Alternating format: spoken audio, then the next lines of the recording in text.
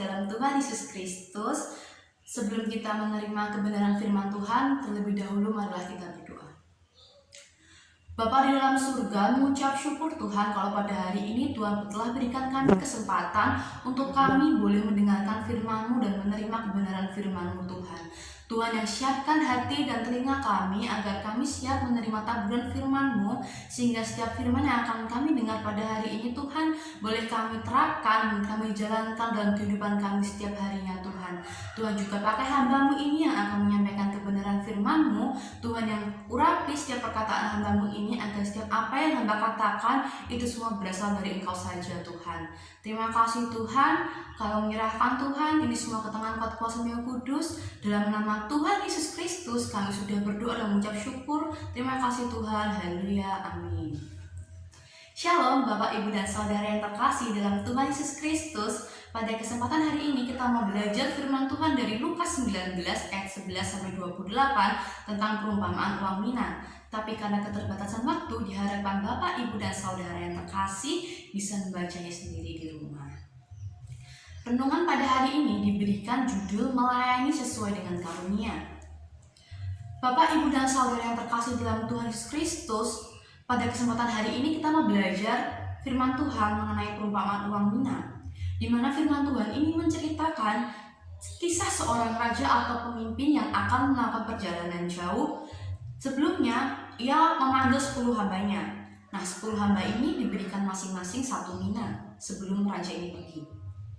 Nah, dalam perumpamaan uang mina ini, hamba yang setia itu diberikan penghargaan sesuai dengan apa yang dihasilkannya. Hamba yang pertama berhasil melipat gandakan 1 mina menjadi 10 mina, lalu diberi kekuasaan untuk memimpin 10 kota. Hamba yang kedua berhasil melipat gandakan 1 mina menjadi 5 mina, lalu diberi kuasa juga untuk memimpin 5 kota. Sedangkan hamba yang ketiga tidak menghasilkan apa-apa dari 1 mina yang diberikan oleh raja tersebut sebelum ia pergi. Tapi tindakan hamba ketiga ini justru tidak disenangi oleh raja ini. Lalu raja tersebut menghukumnya. Bapak, Ibu, dan Saudara yang terkasih dalam Tuhan Yesus Kristus, kita mungkin bingung mengapa sang raja tidak menyukai tindakan hamba ketiga. Bukankah jumlah uang yang tidak berkurang? Bukankah hamba ketiga ini juga menjaga uang yang diberikan? Namun dari hal yang dialami hamba pertama dan hamba yang kedua, kita belajar, kita tahu kalau raja ini ingin hamba kepercayaannya itu produktif dalam melayani. Meskipun sang raja saat itu tidak bersama-sama dengan mereka, sang raja tidak bisa mengawasi mereka. Cerita di atas dapat diilustrasikan sebagai berikut Bapak, Ibu, dan Saudara yang terkasih. Raja atau pemimpin ini identik dengan Allah, hamba identik dengan kita, manusia, dan mina adalah karunia yang sudah Tuhan berikan kepada kita. Perumpamaan mina ini tuh menggambarkan bahwa setiap orang percaya yang telah diselamatkan atau setiap kita itu memiliki tanggung jawab untuk menggunakan apa yang dikaruniakan kepada kita dengan setia. Masing-masing dari kita itu sudah diberikan kesempatan, waktu, dan perlengkapan hidup untuk melayani Tuhan. Bagaimana kita dapat mewujudkannya? Dapat mewujudkan dengan tindakan kemurahan dalam kehidupan kita, dengan doa, persembahan, menolong sesama kita, seperti itu. Setiap dari kita itu diberikan anugerah, tapi Tuhan tidak pernah memberikan suatu ukuran sampai mana kita harus mengembangkan anugerah ini. Allah berkehendak agar kita itu tidak tinggal diam, lalu membiarkan karunia itu tidak membuahkan hasil dan akhirnya tidak berguna. Bapak, Ibu, dan Saudara yang terkasih dalam Tuhan Yesus Kristus, terkadang tanpa kita sadari kita itu juga seperti hamba yang ketiga. Dalam kehidupan kita mungkin enggan menggunakan talenta, karunia, ataupun kemampuan yang Tuhan berikan. Akibatnya apa? Ya, akibatnya kita tidak produktif dalam melayani Tuhan. Kita mirip seperti orang yang menabung di deposito. Kita hanya menyimpan karunia yang Tuhan berikan, kita hanya menyimpannya terus, tidak mau mengembangkannya, tapi kita berharap menerima sesuatu dari Tuhan. Kita berharap diri kita bisa berkembang. Dan itu tidak mungkin ya Bapak, Ibu, dan Saudara yang terkasih. Tuhan Yesus juga pernah berkata bahwa akan ada upah yang kita terima sesuai dengan jerih payah yang sudah kita lakukan. Lalu jerih payah apa yang harus kita lakukan?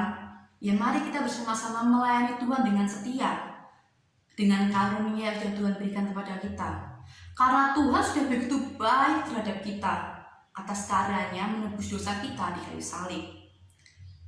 Tuhan Yesus mau agar setiap kita itu senantiasa melaksanakan tugas yang Allah berikan kepada kita. Ya memang kita diberikan kebebasan dalam hidup untuk hidup membuahkan hasil bagi sesama, atau mau hidup seperti ini saja, berjalan di tempat dan tidak berkembang.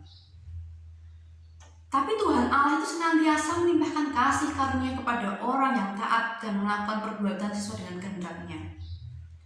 Allah sudah memberikan kepada kita anugerah-anugerah yang luar biasa.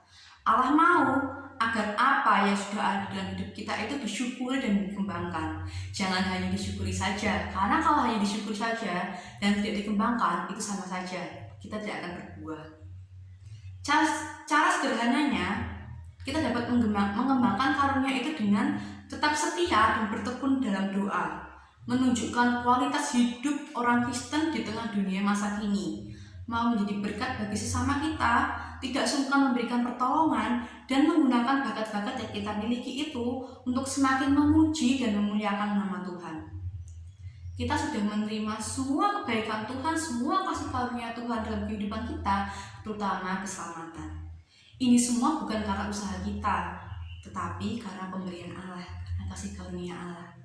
Maka untuk menunjukkan rasa syukur kita, ya mari kita sama-sama melayani Tuhan, karena Tuhan telah memberikan keselamatan bagi kita. Oleh karena itu, mari kita tetap produktif melayani Tuhan sampai Ia datang. Dengan antusias, mari kita maksimalkan segala talenta, segala karunia yang sudah Tuhan berikan untuk melayani sesama bagi kemuliaan nama-Nya. Mari selalu bersyukur dan mengembangkan bakat yang sudah Allah berikan dalam hidup kita untuk menjadi penolong bagi sesama kita dan terutama menjadi pelayan Tuhan dalam dunia ini. Amin. Tuhan Yesus memberkati.